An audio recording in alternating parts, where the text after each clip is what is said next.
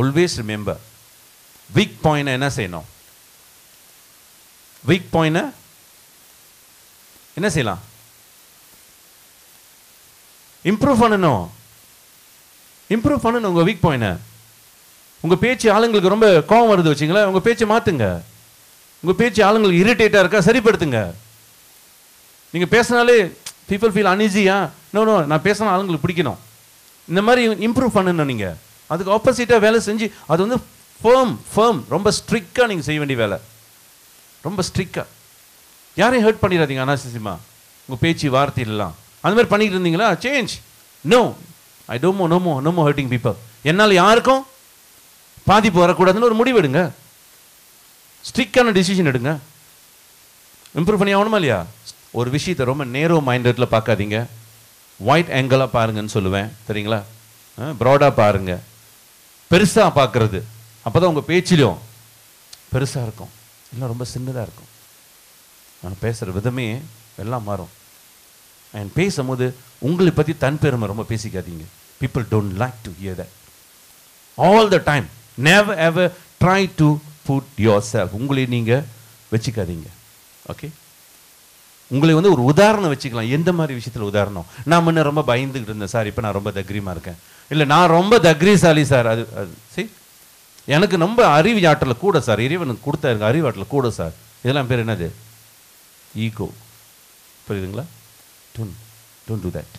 So always award வந்து people கொடுங்க, தாராளமாக கொடுங்க. அண்ட் பேசும்போது உங்களுக்குன்னு ஒரு பாவத்தை நீங்கள் உருவாக்குங்க. அதெல்லாம் உங்கள் குவாலிட்டி, அது வந்து உங்களோட நேச்சர். பி யோர் செல்ஃப்ன்றல அதுலேயே உங்கள் பாவம் உருவாயிரும், நீங்கள் யாருன்னு. புரியுதுங்களா? Your way, your own way. So அதை நீங்கள் ப்ராக்டிஸ் பண்ணி பாருங்கள், நிறைய சேஞ்சஸ் கிடைக்கும். Handle the team. இந்த குழுவை நீங்கள் ஹேண்டில் பண்ணும்போது என்ன செய்யணும்? தயார்படுத்துறது தான் ரொம்ப முக்கியமான விஷயம். அந்த தயார்படுத்துறதுல முக்கியமான விஷயம் வந்து ப்ரிப்பரேஷன் தான். பிஸ்னஸ்க்குன்றது ஒரு போர், அதில் நீங்கள் வின் பண்ணணும் வரணும்னு சொன்னீங்கன்னா உங்களை நீங்கள் தயார்படுத்திக்கணும். ஸோ அதில் ரொம்ப முக்கியமான விஷயம் என்னன்னு தான் அலைன்மெண்ட் வித் த சிஸ்டம். நெட்வொர்க்குங்களா சிஸ்டம் இல்லைனா ஒர்க் பண்ணாது. ஸோ அதை நீங்கள் எப்படி அண்டர்ஸ்டாண்ட் பண்ணுறீங்க? What you understand about the system and I you participate in the system. நீங்கள் இருக்கிறீங்களா இல்லையா, எந்த அளவுக்கு நீங்கள் அதை ஃபாலோ பண்ணுறீங்க, rules and regulation. And action ரொம்ப முக்கியம். ஆக்ஷனில் வந்து உற்சாகம் ஒரு பக்கம் இருக்குது, ஊக்கம் ஒரு பக்கம் இருக்குது. ஆனால் தயார் நிலை எல்லாமே இது எதுவுமே வேலை செய்யாது. நம்ம உள்ளுக்குள்ளே அந்த மாற்றத்தில் கவனம் வைங்க, நல்ல ஒரு தரமான லீடராக வர முடியும். ஸோ ப்ரிப்பரேஷன் இஸ் ரொம்ப important. And learn from mistake and don't repeat. இது ரொம்ப முக்கியம். ஒரு மிஸ்டேக் பண்ணுறோம், இம்ப்ரூவ் பண்ணுறோம், பட் ரிப்பீட்டேஷன் பண்ணிக்கிட்டே இருந்தோமா ரொம்ப நாள் இழுத்துரும். ஓகேங்களா? குறைச்சிங்க, ரிஜெக்ஷனை குறைக்கணும், ப்ராப்ளம் குறைக்கணும். ஸோ இதில் கவனம் கூட வைங்க. அண்ட் அஃப்கோர்ஸ் ரிலேஷன்ஷிப் ரொம்ப முக்கியம். when you get along people will go along சொல்லுவேன் இப்போதான். அதாவது நீங்கள் ஆளுங்க கூட ஒத்து போக முடியுமே, ஆளுங்களுக்கு உங்களோட ஒத்து போக முடியும். So you must adjust your self, then ஈஸியாக இருக்கும் உங்களுக்கு ஒர்க் பண்ண. அண்ட் அதுக்கு ரொம்ப முக்கியம், ஸ்டாப் கேரி யுவர் செல்ஃப். பிறர் சொல்லட்டும், பாராட்டுற புகழெல்லாம் பிறர் சொல்லணும்.